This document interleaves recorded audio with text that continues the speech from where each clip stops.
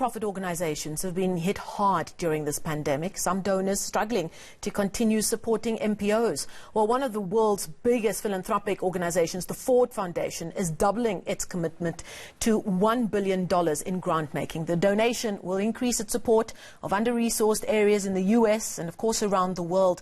For more now, I'm joined by the Foundation's Nicolette Naylor. Nicolette, thank you so much for joining us this morning.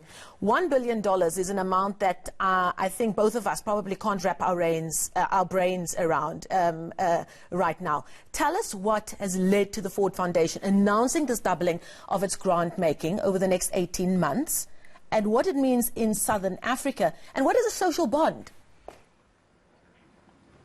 Good morning, Marcel. Thank you for having us here today. I think it's quite exciting what the Ford Foundation has done here. I think it's a bold move. Often in times of crisis, what we see is philanthropy tends to get more conservative and say there's a health crisis, there's an economic crisis, we should conserve our endowment, we should conserve and not increase our spend, because endowments are taking a knock for foundations in South Africa, for foundations around the world.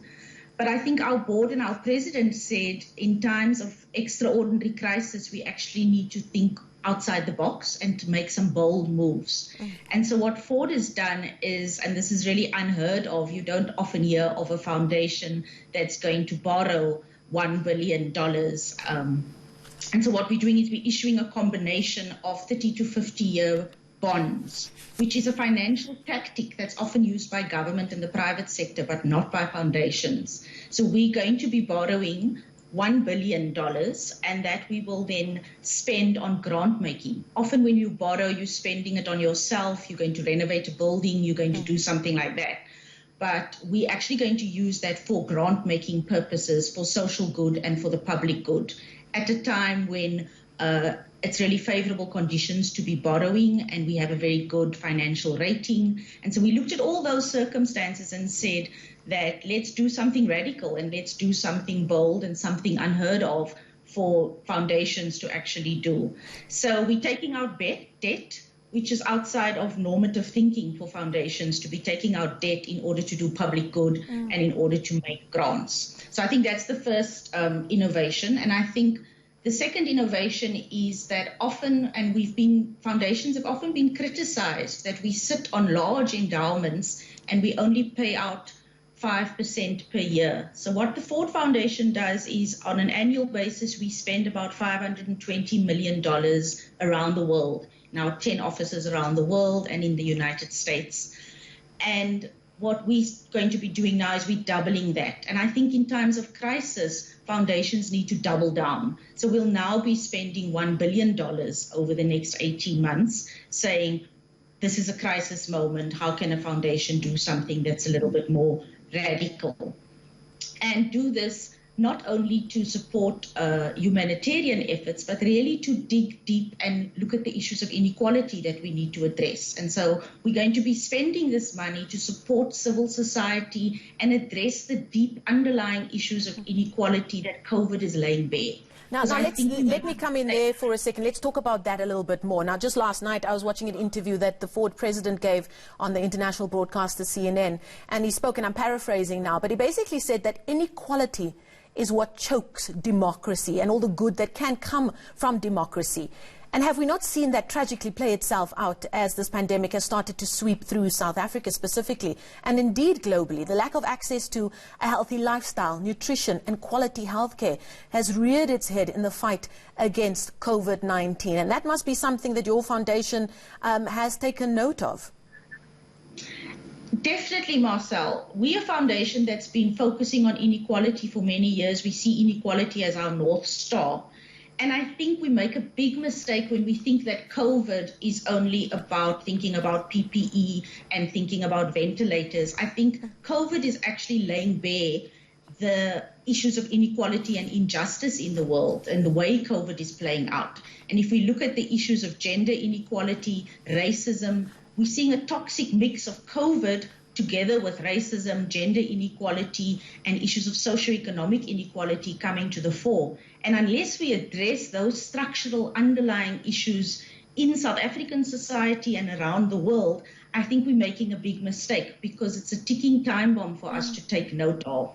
So we have to start looking at COVID as really laying bare the issues. And the harsh reality is for women in this country, we're seeing the shadow pandemic of gender-based violence and femicide playing out. And this is the reality. Women have been killed before COVID, they've been killed during COVID, and they're going to be killed in the post-COVID world that we face. So we'd be making a big mistake if we didn't take our resources and look at the issues of inequality, gender inequality, racial inequality, and access to justice more broadly.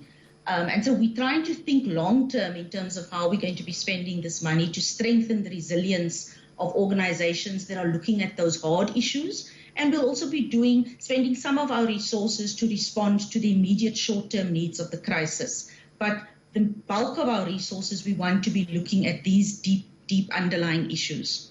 Are you fearful that other people or other organizations that work in your space perhaps will just have tunnel vision when it comes to COVID-19, and that we will see programs that focus on racial inequality, gender-based violence, and all of these systemic issues in our society, the work that they do, fall by the wayside? What are the conversations that are being had in your space, not just in the Ford Foundation, but in other organizations working in that environment?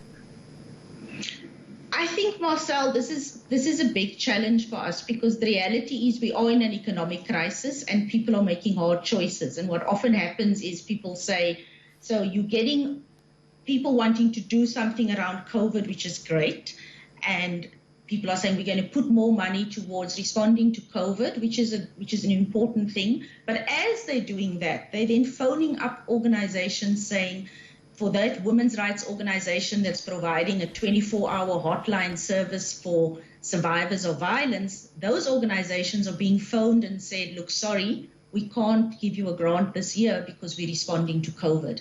And I think we make a grave mistake if that's the route that we're taking. But many foundations are also doing some great things, being more flexible, responding, working with government, thinking about COVID, thinking how we can respond to COVID. So I think that is important, but it's both and. We have to double down and think about civil society as the heartbeat of our democracy in this country. And we can't forget about the role that community-based organizations, the paralegal sector, everything that they do in rural communities to help people access grants, the work that the public interest lawyers play, investigative journalists, the artists in our country, that whole sector is what makes South Africa so vibrant. And for us to now just channel all our money into short-term thinking without thinking about this heartbeat that civil society actually needs, because organizations are struggling.